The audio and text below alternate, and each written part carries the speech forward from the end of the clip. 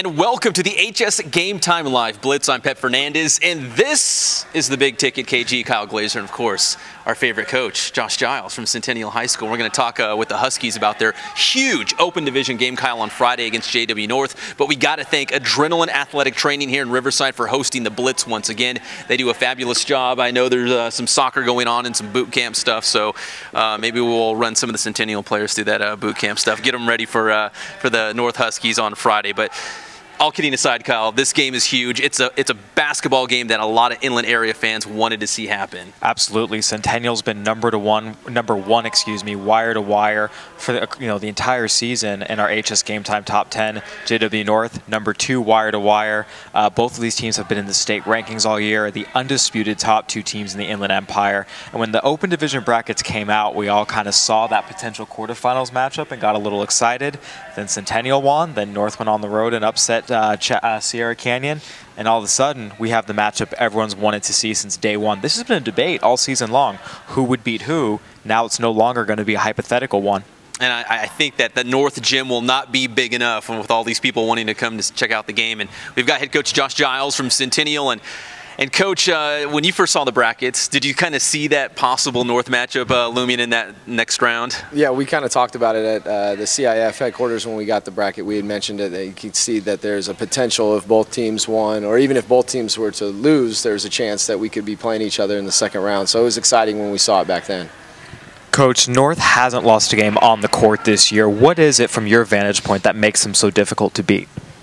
Well, they obviously have a lot of experience. You know, they won a CIF championship last year. They went deep in the state playoffs last year, so they're a team that's used to winning basketball games. I want to say they were 31-4 last year. That sounds about right. And now they're undefeated on the floor again this year. So they're a team that is obviously well polished, well coached, and they just know how to win basketball games. So it's going to be tough. And then we have to play them at their place, which is going to make it even more of a tougher test.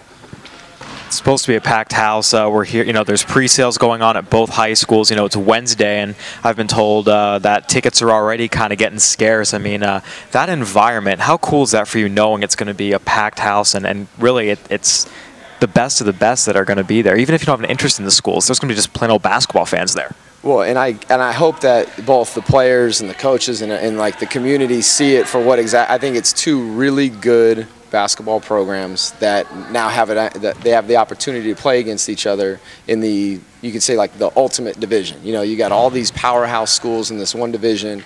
I think both schools do a good job representing Riverside County and representing their schools and stuff like that. And now they get to go play it on the court. So to me, I just think it's a great high school environment, and whichever team wins is going to totally deserve it. If we're able to be fortunate enough to do that, to go on the road in that atmosphere, that'll be great. And I think the same for JW North. Whichever team wins, they're going to definitely earn it, because you're going to have to play well.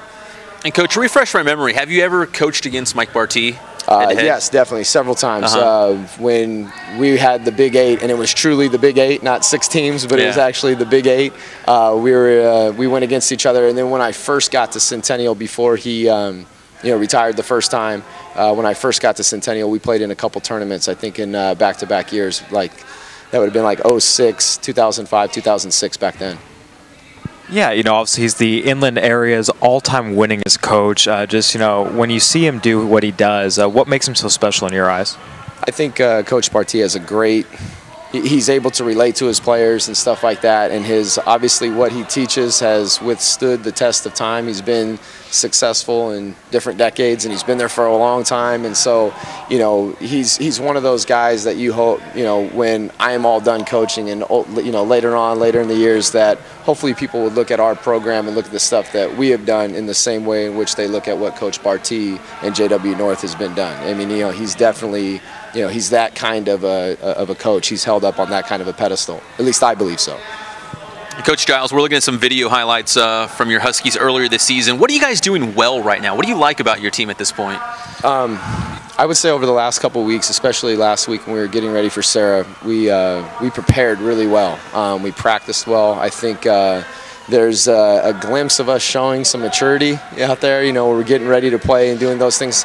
And I like how we've been pressuring the basketball. Our defensive rotations have been good, and hopefully we can keep that up. Against North, we're going to probably see some zones, so we're going to have to make some outside shots, and we have been shooting it pretty well. So hopefully we can just kind of maintain and do the things that we've been doing over the last couple weeks. Coach, one thing I really like about your guys' program is you guys roll 9, 10 deep. Sometimes playoff time, you'll see the top teams kind of shorten their bench, almost go to 6 guys. It seems like you guys do a good job preparing your bench players so that when they do come in, there isn't any drop-off. And you'll see Deontay North and Cedric Bearfield on the bench in the second quarter. A lot of teams wouldn't dare do that. Right. Well, we've been doing it all year, and we feel that some of the guys that come off the bench are truly starters. Like, we look at it like we have probably 8, maybe 9 starters, and so we rotate them, but we don't have a set rotation. Sometimes it goes by feel. If some guy, if one guy comes in and he's playing really, really well, or if a guy starts off the game playing really, really well, we'll roll with those guys. If a guy is maybe struggling a little bit, well, maybe he doesn't play as much that night. So there is no real set rotation. We'll go by feel, by matchups, things like that. And if you're playing hard and you're playing well, then you get to stay in. It's one of those things. Now, you've got some good shooters on your team, some good scorers, but I hear that you may be the best shooter still on the Centennial basketball team. Do you still have your shot? I heard some legendary stories about you during your high school days. Well, if the whole team was here, I'd say without a doubt. Without a doubt. But I'm a little bit older now, so like when I first started coaching at Centennial, I would actually get out there and do some stuff with them. That doesn't happen anymore. After doing that stuff, I'm so much. I get so sore the next day that's not the case. So I'm good at like explaining it. I'm much better at explaining it now than actually demonstrating it. But there was a time many moons ago. But as you get older, it's always the older you get, the better you were type thing. Oh yeah, absolutely. It's like the fishing story when the fish was like this big, and then a couple years later the fish was this big. Exactly. When I'm 60, who knows how good I was. Yeah, Coach, you mentioned that. How much do you try and take what you learned from your playing days, especially with your guards, and really pass that on to them? Well, and I played for Coach Leduc at Glendora High School, who's one of the all-time great Southern California high school basketball coaches. So I use a lot of those experiences from him. But I think one of the things is like, I have played in the CIF championship game. I have played in college. I have played in stuff that these guys that we're trying to get to, so I can kind of explain it from a player's and a coach's point of view because we've been there. And a lot of guys on my coaching staff, like Shannon Sharp and Roger Stewart, some of the other coaches that I have that have played for me, they've been in those situations too. So I think that kind of helps with the players kind of relating to them a little bit. Going back to this game specifically, what do you think it's going to come down to at the when all's said and done? I think it's going to really come down to toughness. I mean, it's going to be a hard fought. It's going to be a physical game. I think that both teams are. Both teams want to find out too. It's been 1-2 all year, and I think both teams want to represent the Inland Empire as the best team, and it's going to be a hard-fought game. Which team isn't afraid to hit a guy and box out? Do the extra things that don't go in they don't go in the stat sheet, they don't go in the box score, but getting loose balls, those 50-50 balls, who gets those? Making some free throws. Sometimes it comes down as complicated as the schemes may be, who can step up and make a big free throw. But I think the 50-50 balls, rebounding, the toughness, the physicality of it, I think the tougher team is going to win. That's what I think. Now, why don't you ask the other Kyle over here a question? Absolutely. I'm joined by Kyle Hamilton, forward for Centennial. Now, Kyle, I talked to Coach a little bit about this, but you guys really do roll 9 deep, so it seems like you guys are all able to stay fresh throughout the course of the game. How has that helped you guys? It seems like you've had a lot of late victories where you really pull away in the fourth quarter. Yeah, I really like that because then you could go out and just work really hard for like 1-2 minutes, and then the next out come right in, and then you come back fresh and you still work hard for another 2 minutes, and they just keep going back and forth. Give everyone an equal amount of time. I gotta say, the thing that jumps out to me about you, no pun intended, is your leaping ability. There have been a couple times I've been in a game, it seems like you just come out of nowhere and throw down a dunk, and people almost are like, how did this kid just do that? How old were you when you started dunking, and how have you progressed in your dunking game over the years? Well, at the end of seventh grade going to 8th, I was that's when I got my first dunk in a game. So me too. And then after that, I went to Player's Edge and I worked out in the Vertimax for a little bit. And that's when I really started seeing my my vertical ability, like just jumping. I was just getting up there a lot easier now. I'll let Pep take the questions from here. So, I did see you dunk before, and I thought, there's no way that guy wearing knee pads is going to jump and throw it down. I mean, are people surprised by your leaping ability? I know, you know, we see some high school dunks, but not a lot, I guess, in the high school game. But every once in a while, you see a guy who can jump out of the gym. Well, yeah, I think a lot of people are surprised when I go to dunk. Usually, no one knows who I am, so I usually can get a dunk off because of it. Yeah, I think I've ran into a couple of YouTube videos of yours, right? Throwing down some dunks, maybe? Yeah, we got a lot up there, actually. All right, Kyle, so let's talk about JW North on Friday, the second round of this open division where it's the best of the best from all of Southern California. And we've got this all-in-area matchup. People are so excited about seeing Centennial taking on North. We heard Coach's thoughts about playing the Huskies. What's your thoughts about playing another team that, you know, is very well known here in the IE? It's always exciting to just go out there and play a great team, and honestly, it's just another challenge we got to get through. Do you know those guys very well, like the guys on that team? Do you know, club ball, or do you come across them? I've played a couple of them in travel ball, but I can't say I know them that well. But yeah, they're really good. They are. What do you think are the keys on Friday night? I know last year North was really big. I mean, how would you describe North this season? They had some bigs last year, but they kind of play a different style of ball. Obviously, Deshaun Taylor is one of the top scorers you'll find around. I mean, you know, what are the keys against North on Friday? I just feel like we just got to go out and work hard. I just know that if we just go out and just do what we know we can do, what Coach Giles has taught us, we'll be fine. How are Deontay North and Cedric Bearfield with directions and their map app on their phones? We're still waiting for them. They'll be here soon. I'm pretty sure they'll be here soon. We'll talk to Ced and Deontay as soon as they get here. But talk about your guys this season. A fabulous run. You're Big 8 league champions. You get put into this open division. I mean, pretty ideal and a fairly young team overall. I mean, Deontay's a senior, but beyond that, I mean, you guys are pretty young. Yeah. We don't really look at it and see at what age we are. We just go out there and just play the game. We just go out and just do what we know, what he's taught us. So that's pretty much. We joke around the newsroom a little bit because I think it was 2 years ago, and Coach might remember this guy, Will Holden, did a story on Centennial about their fab freshmen and how good they were going to be. Do you remember that? I do remember that. Yeah, and he was predicting, he's like, I'm telling you guys, give them a couple of years, the Centennial team's going to be really good. When you guys all got on campus as freshmen, did you know that, you know, this could be something special going forward? I would say that freshman year was pretty tough, but I always just kept looking forward, and we always just kept working harder and harder just because of the freshman year. That really motivated us. I mean, you guys took your lumps, right? I mean, you guys, it's not like you were good like right out of the gate. I mean, you guys kind of had to build and get to this level. Yeah, we've worked really, really hard from freshman year to now. It's been a big change. Now, when you guys set out to tip off the season, was it always the goal to, you know, I guess first win the Big 8 league championship, and then secondly, you know, make a run at that CIF title? Well, we don't have much playoff experience. We've only got 2 games last year, and this is going to be our second game this year. So we just got to go out and play. That's really all we got to do. We got to go out and work hard. Now, if I remember correctly, last year you guys were knocked out by Silverado. Does that sound right? I mean, how was that playoff experience in losing? Was that kind of motivation or fuel this time around for you returning players?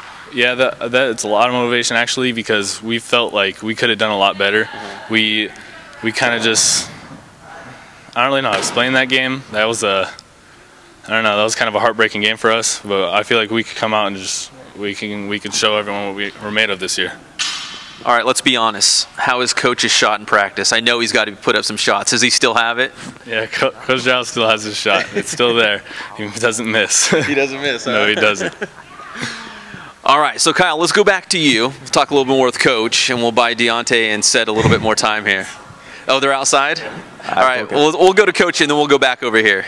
Yeah, Coach, Pep mentioned a little bit. Last year, you guys were surprised a little bit in the second round by an athletic Silverado team. You know, high desert, not a lot of people know what's up there, but they were a good team. But I mean, was that humbling a little bit? You guys had these big expectations, then to lose in the second round in your own house. Yeah, especially that it was the first time since I've been at Centennial that we've ever lost a home playoff game. So that was a little, you know, that was tough to deal with. It was a tough one to swallow. But they all played us. You know, they played a better game. And last year we kind of got distracted a little bit at the end of the year. You know, I was just mentioning that we were pretty focused and that we've been having really good practices. Our attention to detail has been good. That was not the case at the end of the year last year. We lost 2 games late to teams that we had played earlier in the year and beat them pretty well. And then we lose to them late, and it was just all attention to detail, not focusing, bad practices. And so far, we haven't been doing that. So we need to keep that up and hopefully learn from past mistakes. Yeah, so do you feel like the experience of that last year has helped you this year? I sure hope so, because I don't, you know, we don't want to experience that again. You know, you're sitting there and you know, second round game, and you feel like you should have maybe gone a little bit farther, and that doesn't happen. So it was definitely, that was a tough one to swallow for sure.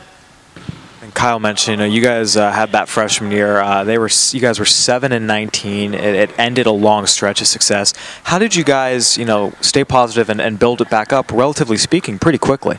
Yeah, that first year with all these freshmen, we had 8 freshmen on varsity that year. Now, not all of those guys are still here, but the main core of them, and we look at it, you know, we had those guys that are still here from that team, you know, we're really proud of them. You know, they've worked really, really hard, and yeah, we've built it back up. And you know, we were talking off to the side right there. You know, we went from playing Modern Day, and we had all these back-to-back Fox Sports games, and we played on the biggest stages, and then we were playing in like 15th place games and 16-team tournaments, and it's like, you know, we fell down pretty fast. But you know, we were like, you know, as a coaching staff, we just were kind of like, well, you know, how cool would it be if we can get back, to that point? And now I feel like we're getting to that point where we're back where, you know, Centennial, where we like to think we should be. Well, it looks like Cedric Bearfield and Deontay North made their way here. We're going to kick it to them real quick. Deontay and Cedric, first of all, we talked to the other guys about the game this week, but seeing North, what do you guys feel like you have to do in order to come out on the winning end of this on Friday? I think we've been doing a real good job of preparing in practice, so we need to just come out and execute the game plan, get a lot of turnovers and score against the zone, and we should be fine. Yeah, they have a really good zone defense, and I think they play really good defense. So if we could just execute on offense and get them to play the way we want them to play with our press and everything, we should come out with a W. I'm going to kick the questions over to Pep Fernandez real quick. We'll take it from here. All right, we were rapping with Kyle for a bit. Now we're going to rap with Cedric Bearfield and Deontay North. And guys, as basketball fans, we are all very excited to see Centennial meeting JW North in the next round. I mean, Coach was saying, you know, when the brackets came out, you guys did notice that second round game. Obviously, first things first, you had to win last week. You did that. So are you guys excited about seeing North on Friday? Oh yeah, definitely. They used to be in our league, and it's I know it's going to be packed. It's going to be great energy in the gym, so I'm excited. How about you, Deontay? Yeah, I'm excited myself. We get to get a little another chance to play them again after a couple years ago. It was a pretty one-sided game, so we get to make up for that. So I'm pretty excited myself. Now I know in the open division, you know, if you guys would have gone your own separate ways when it came to CIF, we wouldn't have had this matchup, and maybe a lot of people would have wondered, well, who's the best team in Riverside County or the IE? Is it Centennial or JW North? We'll finally find out on the court on Friday. What are you guys doing well at this point in the season? What do you like about Centennial basketball right now? Zed? I think we're just continuing to play our game. You know, obviously it's hard to get W's and stay consistent with it being so late in the season. So I'm just happy we're playing well right now. How about you, Deontay? I think we've all are doing a real good job of buying in as a team. A lot of sacrifice. Everybody's doing what they're supposed to do, doing their job and doing their role, and it's been turning out good on the court.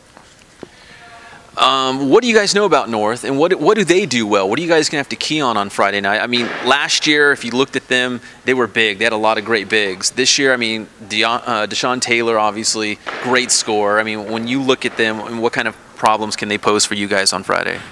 Yeah, obviously, Deshaun's a big piece of their offense, and they haven't lost on the court. So if we just execute what Coach has for us in practice, I think we should be fine. How about you, Deontay? We have to execute against the zone, stop Deshaun. That's a big part of the game plan, and I think we should come out on top if we do those things. All right, we're talking with Cedric Bearfield and Deontay North from Centennial.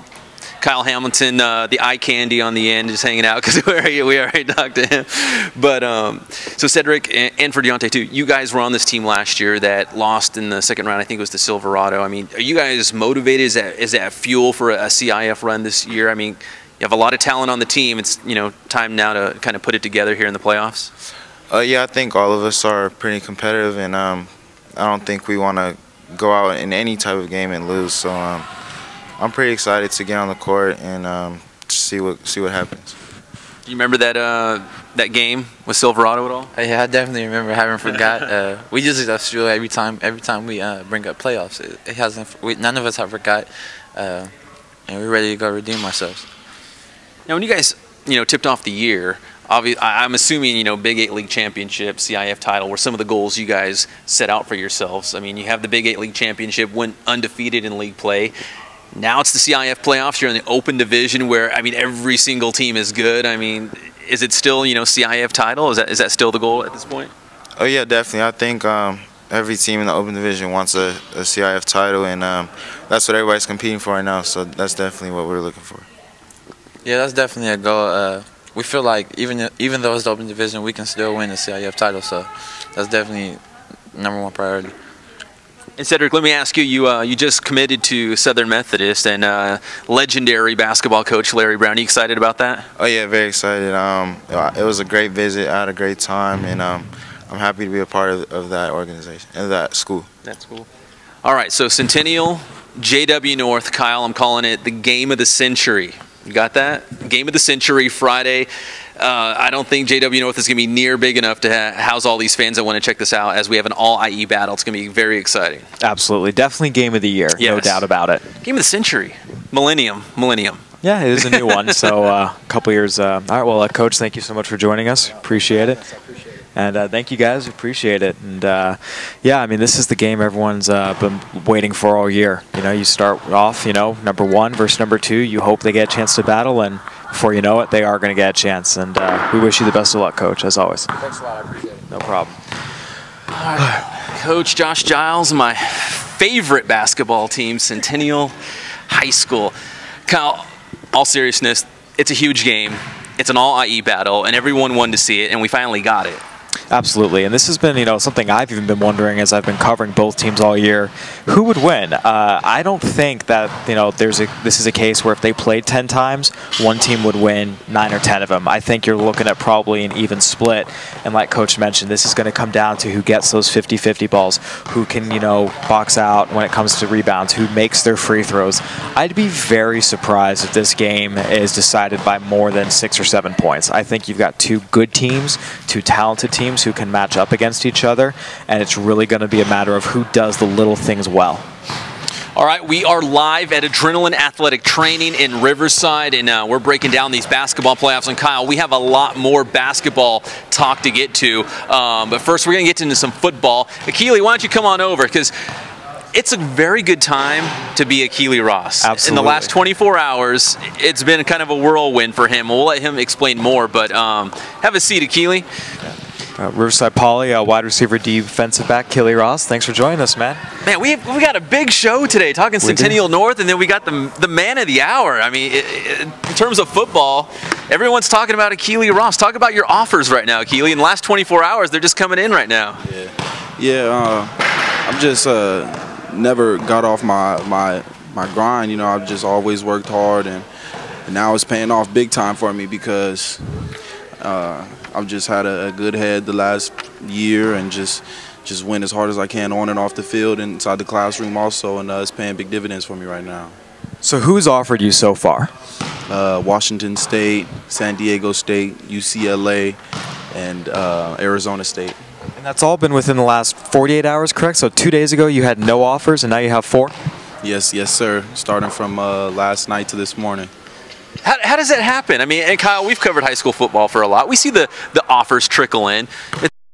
Ykili Ross is the hot commodity right now. Everyone's trying to get in there early. After Sunday, I had a 7-on-7 tournament, and I had 21 touchdowns in about 5 games. And it was against really 4-star, 5-star players, and that really set me off because the coaches hit me up right after that, and I work with Chris Claiborne, and now they really believe and see my talent, and that's what I've been waiting for everyone to see so I can get my shot. And now it's coming in really good for me right now. You mentioned people seeing your talent. You'll remember earlier this year, I saw you your first game against Citrus Hill. I was like, who is this kid? Because when he's got the ball in his hands, he's gone. You're a very talented wide receiver, but you're also a pretty good defensive back. Where do these college coaches, what are they telling you they see you playing at the next level? I've had about 3 out of the 4 offers tell me that I could play both ways. One of the colleges told me I'd be the first player to go both ways with them and play special teams, defense, offense, everywhere with the ball. And you are a junior. You guys had a fabulous year at Riverside Poly, a very strong junior class. You'll be back as seniors. I mean, is that exciting for you to know that there's a lot of talent coming back for Poly, and you guys can build on what you guys already did this year? Yeah. Oh, yeah. My team, I think, is coming back 100 times stronger than what we already were, and I think that as soon as spring ball starts and the colleges get out there, it's even more motivating than it was last year. And now we're not even a surprise team anymore because I know we're going to go in and first thing we'll already have on my mind is a championship. So we're not expecting nothing less than greatness this year as we just keep working hard. We got all the coaches on, staying on us, and we have nothing less than to win the championship mind state this year, especially because we already have been through the trenches, and of course we got knocked out second round last year. So that's something that we really think about every day to put inside of our hustle and just keep it going hard every day. Now, Killy, Coach Brown and staff came on last year and engineered a quick turnaround. What did they do differently that allowed you guys to really surprise everyone? I really thought about that question too, the last few months. But what he did was he showed us a more sophisticated way of life, and not only just football, but outside, even outside the school, not even outside the classroom, just outside. Once you're walking to the plaza or just walking in the streets, you're viewed a football player everywhere you go. So it's the character you want everybody to see you, and not only you, your teammates. So and your school and your staff and everything, you have Poly written all over you wherever you go. So I'm a big Poly pride man. Wherever I go, North games, it doesn't matter. I'm representing Poly full. Citrus Hill. Saw you on Citrus Hill, remember? Oh yeah. That's family, man. I got family everywhere around here, and I'll support everyone. I want everyone to be just as successful as I am, and I usually help as much as I can, and that's what Coach Brown has taught us to be men, and not only just ball players. We're men everywhere we go, and we represent ourselves, and we showcase our own talent in front of everyone else when the ball comes in our hands. Kyle, how about these stats for you real quick? 12 receiving touchdowns. You had 3 rushing touchdowns? Yeah, yes, I must have missed those, man. You did a little bit of everything. I saw one. Did you? 935 yards receiving. And that was before you're this big-time Division I, all these offers kind of guy. I mean, next year, you think everyone's going to be keen on you now? Like, keep your eye on Ross, Yeah. I've had a few people, coaches tell me, all we got to do is double team you or we shut you down. But nah, we have a lot of talent coming up. That's it's not a one-man game. It's a team effort, and I may contribute a lot to it, but I still got teammates who could do something as good as I am, because we all only human and we working for that. So everyone on my team can get a scholarship, not just me.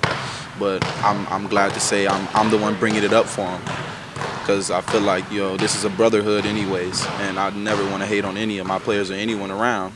So I want them to be just as successful as I am. And I always push them, stay up in the classroom.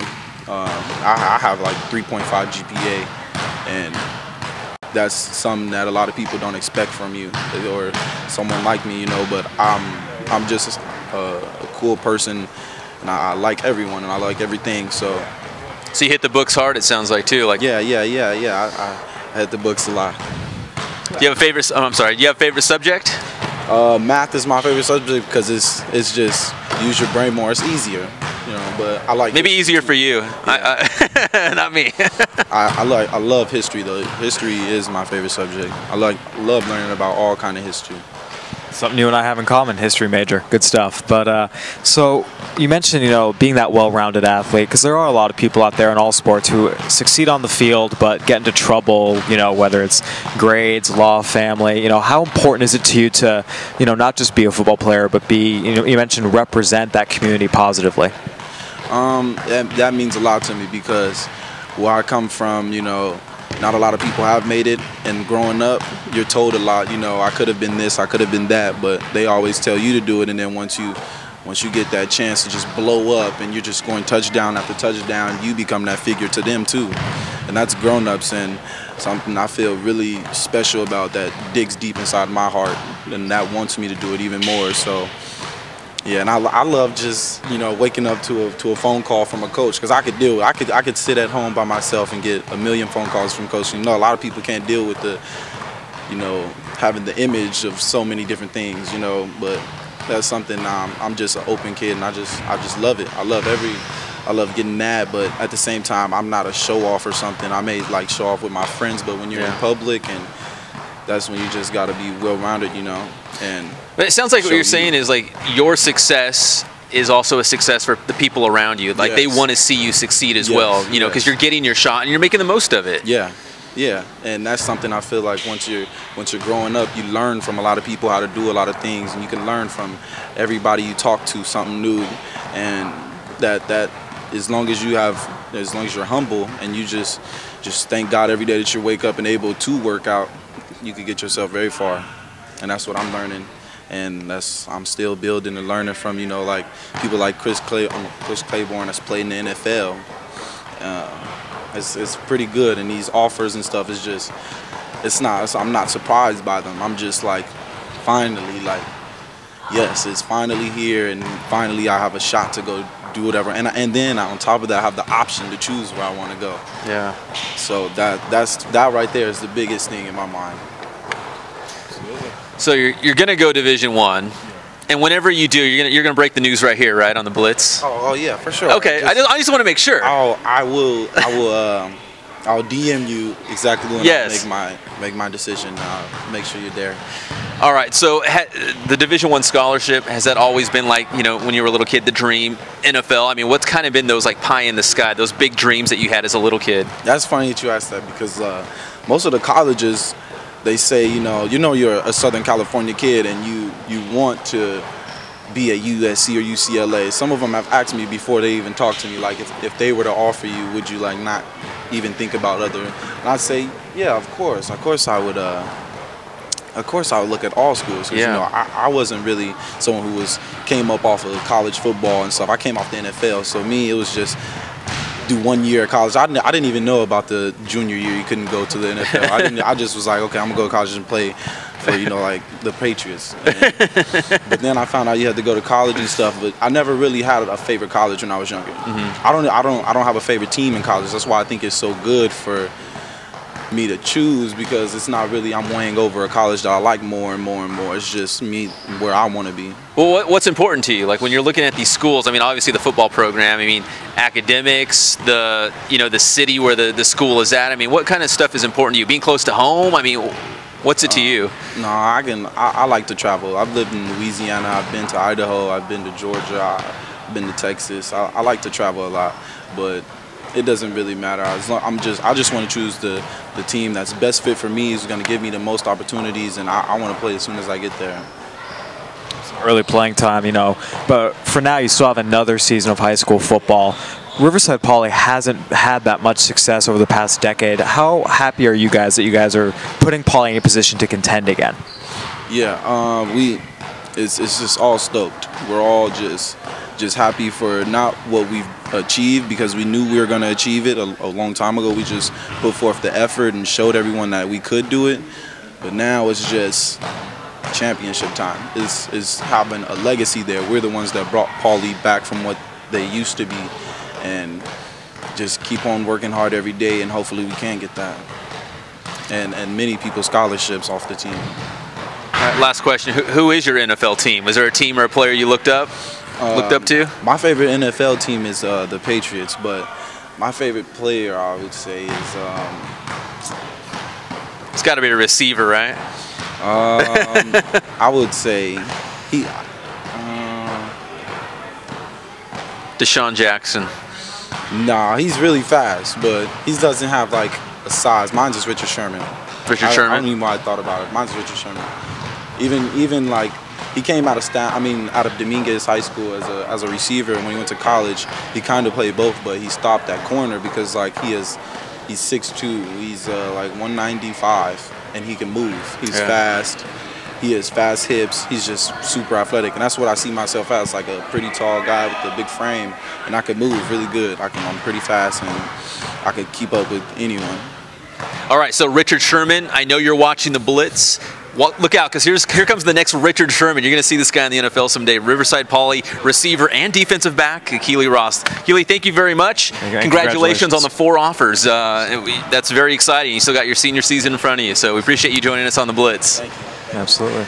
All right, so he's got Arizona State, UCLA, San Diego State, and Washington State right now, Kyle. So yeah, you're an ASU guy, so I think I know which way you're leaning at this point. So. Oh, yeah. I mean, I tweeted out when I saw that ASU offered him yesterday. I said that was a smart move by my alma mater. I mean, this is a guy who, my first football game I ever covered for the Press Enterprise, I'm watching Citrus Hill with P.J. Walker, running back going to San Diego State, and some other guys who are big names. And here's this guy who I've never heard of running circles around everybody. I mean, just, I don't think I saw another player in the Inland Empire this year that was as good with the ball in their hands as Ykili Ross was. That includes all the receivers at Centennial and Vista Murrieta and Rancho Verde and all these power programs. Yeah. I really felt like if I had to put the ball in a guy's hands and say, find a way to get to the end zone 50 yards away, Ykili Ross would be the man I'd want to give the ball to. He would be your guy for sure. Okay, we are live at Adrenaline Athletic Training in Riverside. Okay, Kyle, we've got like 15 minutes to cover a whole bunch of stuff. Long interviews. I know, but they've been good stuff. So we're glad to have Centennial and Ykili Ross here on the show. And I think Lokini Toa Iloa from Carter, I think he's our next target to get on the show because he's getting a lot of offers from as well. He's a great linebacker for Carter High School. Let's go jump back into basketball real quick. Let's go Division I AA, Long Beach Poly at Roosevelt, Great Oak at Inglewood. And we've got some Great Oak video coming up. Great Oak had a great win over Damien. Great Oak's 13 seed, Damien's the 4 seed. Great Oak won, made big plays at the end. Latrell Franklin, an excellent player. Great Oak, really is emerging, I think, as a really good program that could be a force in D1 AA for a little while, as long as the Open Division sticks around. They're going to bring back Torin Webb. They're bringing in some good guys throughout their lineup, and that's a school that has a lot of athletes coming through there. I think the Wolfpack, I don't think this quarterfinals run is a fluke. I think they're a program to watch in the coming years as someone who will be a staple of the deep rounds of the playoffs. All right, then also in Division 1A, we've got some good ones. Temecula Valley at Edison. Paris still alive as well in 1A. And, of course, the team that you saw last night, King. King's been great. They've won their 2 playoff games by at least 22 points. They were in 1AA. They had those great years with Tony Snell and Kawhi Leonard. Then they, struggled a little bit. They hadn't done too well. They dropped down a division into 1A, and they're back in the quarters. And they look like a team that's playing at a higher level than everyone else in the division. King is the 4 seed in 1A, and they were an at-large team from their own league. So, I mean, they played in a great league. They have a long history of success, and I think King is definitely a team you should look for as a potential title contender. I think they've shown that. And maybe it's worth mentioning, they're on opposite sides of the bracket from Temecula Valley, which would be pretty exciting to see. Absolutely. 2 other teams that have been in the HS Game Time top 10, pretty much all year long. All right, real quick, we got about a minute of highlights from King against Troy last night. As Kyle said, they look really good. Let's check those out. Taking on Troy from Fullerton in the second round of the Division 1A playoffs in boys hoops. I'm Pep Fernandez, and this is HS Game Time. The Wolves' Chris Lott had a monster game. Lott gets to the cup to start his big night. Later, Lott feeds Maurice Jones inside for another King bucket. Still the first frame, Lott with a little scoop and score action. Time winding down in the first quarter, Lott throws it down at the buzzer. King led 25-17 after 1 quarter of play. To the second, the Wolves watch their lead grow to double digits. Ryan Lowe to the rim. And then it's Lott slicing through traffic for another bucket. Lott dropped a season-high 35 points on visiting Troy as the Wolves go up 33-17. King would pull away in the second frame as the Wolves go on to win 84-62. Now King is headed to the CIF quarterfinals for the first time since 2009. I'm Pep Fernandez for HS Game Time and PE.com. King taking on Troy from Fullerton in the second round of the Division 1A playoff. All right, so King looking very good against Troy from Fullerton last night as they move on. In Division II AA, Foothill at Marietta Valley, and also Elsinore still alive. Yeah, well, Foothill was a team that was kind of in the conversation for an open division spot. Marietta Valley didn't have as good of a season as a lot of people expected, yet they're back in the quarterfinals for the second straight year. They've got some really good athletes on that team. And then Elsinore, you know, they're perennially right there in the Sun Belt League discussion for a league champion. And now they're, you know, they've got a nice quarterfinals appearance. The Southwest is doing pretty well overall, and you consider TV, Great Oak, Paris, Elsinore, Marietta Valley. They've all reached the quarterfinals from 1AA, 1A, and 2AA. I mean, that's a really nice showing for the Southwest. Yeah, pretty good overall for our larger schools in boys basketball. Also worth mentioning, Arlington and Redlands East Valley played a heck of a game last night. We heard it was a buzzer beater, right? Did you hear something similar? I know it was 71-70. That's all I know, and I know that Eli Chua for Rev scored 36 points. Yikes. Great game, but Arlington able to pull it out. And Arlington, you know, they're a really good shooting team. When they're hot from the floor, they're tough to beat. They're one of those teams where I could absolutely, I wouldn't say I'm surprised to see them in the quarters. It was just a matter of them getting hot at the right time, and they did. They didn't play all that great earlier in the year. You'll remember they lost to Poly in the Kiwanis tournament, but they got better as the year went on, and here they are in the quarters. And they've got top-seeded Sonora, so it'll be tough. It'll be a battle. But I will say that now that we're in the quarters, this is where you see a lot of those 1 and 2 seeds get upset. You really don't see that in the first and second round. The quarters is when these teams start getting knocked off. And, you know, Arlington's an 8 seed, and 8 beating a 1 is not out of the question. Yeah. All right, let's go to girls basketball. And we were talking about this. I mean, there's a lot of local teams that have a legitimate shot at winning CIF. Yeah, and now, you know, we're in the second round. We're moving on to the quarters. I'm actually heading up to cover Rev Patriot tonight. Patriot's a team with a good championship shot. In 2A, right? 2A. Yeah, 2A. But you go through it, and I mean, it just goes on and on. There's so many good teams. At this point, trying to sort them all out, it's almost a fool's errand because so many are left. All right, and let's mention real quick Canyon Springs. Now, they are in the open division, our only girls team from the IE in this open division. They beat Troy 54-52 in their opening round game, so automatically punched their ticket to the state tournament. Rallied from a 16-point deficit for that win, too. That's impressive. That's very impressive against a very good team. Now they get Windward, though. Number 2 in the state, 4 in the nation, if you look at some of these rankings. Yeah. They went to the state championship game last year, so obviously on the road at a team of that caliber, it's going to be tough for Gail Hill and her team, but who knows? I mean, we saw what they did against Troy. Yeah, you know, I mean, the open division, we've talked about it. You're talking about great teams all across the board, and that's why they play the games. Obviously, Windward will be favored, as they should be based on their history, but you never know. Crazy things have happened. Looking at a little bit of video from Canyon Springs last season, winning CIF, then going on to all the way to the Southern California Championship game where they lost to Long Beach Poly. All right, now to boys soccer news, and it's really been a good playoff for our Division II teams. Not so much King. We'll get to King in just a second, but they lost last night. But Bloomington won, Centennial won, Corona won, Colton won, and Chaparral beat Redlands East Valley. So those are all Division II schools for local IE teams. I mean, I guess that bodes well for you know, the caliber of soccer right here. Absolutely, and Chaparral, you got to remember, Rev beat them earlier in the year, and Rev was the #1 overall seed. So for Chaparral to beat them in the second round of the playoffs, that's incredibly impressive. And a couple of those wins, Corona, well, they beat Fontana. You know, that was a local league, all local matchup. So there's no question. I think with so many area teams left, there's a very good chance that the finals could possibly even be an all-local matchup. I don't think that would be a surprise. Absolutely not. One of the teams, though, unfortunately, out is King in Division II. They played Royal from Simi Valley, and that's who Bloomington will see next, Royal. And I got to say, Kyle, they look really good. I checked out the first half of that game. It was 3-1 at the half, and that ended up being the final score. So let's check out some of those highlights. And if you're a Bloomington soccer fan, check these out because Royal is very good. King at home for Royal High School from Simi Valley in the boys soccer Division II playoffs. The visiting Warriors get right to work on the free kick, bends it like Beckham, and puts Royal on the board just 6 minutes into the match. Well, just 6 minutes later, Royal strikes again off the set piece. The header finds the feet of another Royal player who rips it, and the Warriors light up the board once again. The Wolves found themselves in a 2-0 hole, but you can never count out King. The shot and the rebound, Anthony Cruz and his shot just trickles in for the score, and it's now a 2-1 game. Star player Josue Soto trying to spark the King offense, only to see Royal extend its lead to 3-1 by halftime. And that's how this one ends. King falls by a final of 3-1. I'm Pep Fernandez for HS Game Time and PE.com.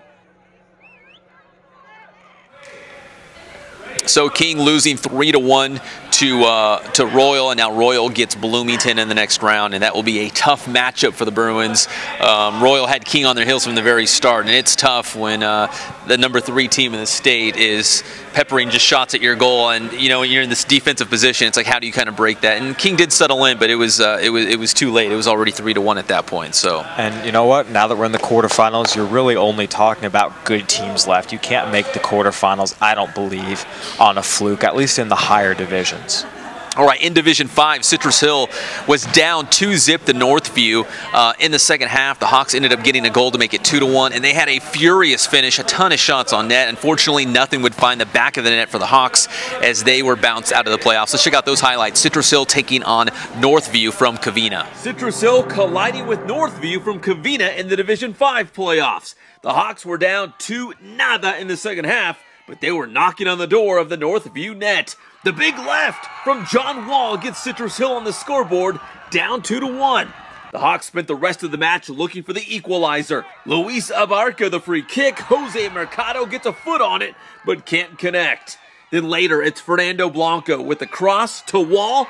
The header just wide of the post. Off the throw-in now. Another great opportunity for the Hawks, but they come up empty once again. Citrus Hill put together a furious finish, peppering the Northview goal with plenty of shots, but the Hawks just could not find the back of the net. Citrus Hill comes up short, losing 2-1. I'm Pep Fernandez for HS Game Time and PE.com. So a very tough loss for Citrus Hill. So many great opportunities in the final minutes, and unfortunately they just could not poke in that equalizer to at least force overtime there. A couple of those you could see, you know, off by a mere inches. Man, yeah. That's, you know, that's soccer. That is soccer. And girls soccer, also in Division 2. We've got a lot of local teams still live. Chaparral, Santiago, Temecula Valley, and Riverside Poly all competing. And one little note from Temecula Valley, at least, one of their star players, Nicole Robertson, who's going to Purdue to play soccer. If Temecula Valley wins tonight, and they're playing right now, they would not have her on Friday because she's taking her official visit to Purdue. So if the Golden Bears do get past tonight, they will not have Nicole Robertson, one of their star midfielders, for Friday. Girls water polo also playing right now, Kyle. Murrieta Valley against Santa Margarita in the Division 2 semifinals. And we've got all local in D5. Riverside Poly against Redlands East Valley.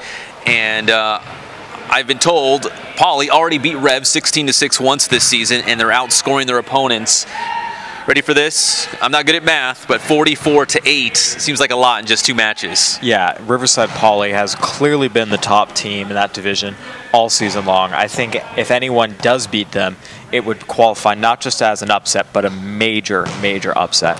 One thing's for sure, though, we will have a local team in the finals, and it looks like Riverside Poly and our water polo guru EPJ says it looks like Riverside Poly and Warren has been on this collision course for pretty much in the entire season to meet in the finals in Division 5. In Division 7, La Sierra is taking on Ocean View. And one final note, Kyle, the Masters Wrestling this Friday and Saturday at Citizens Business Bank Arena in Ontario.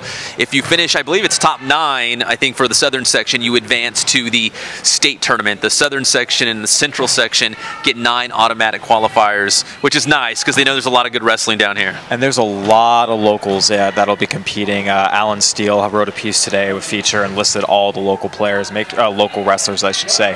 Pick that up because there's a very good chance a lot of them are going to be moving on to state.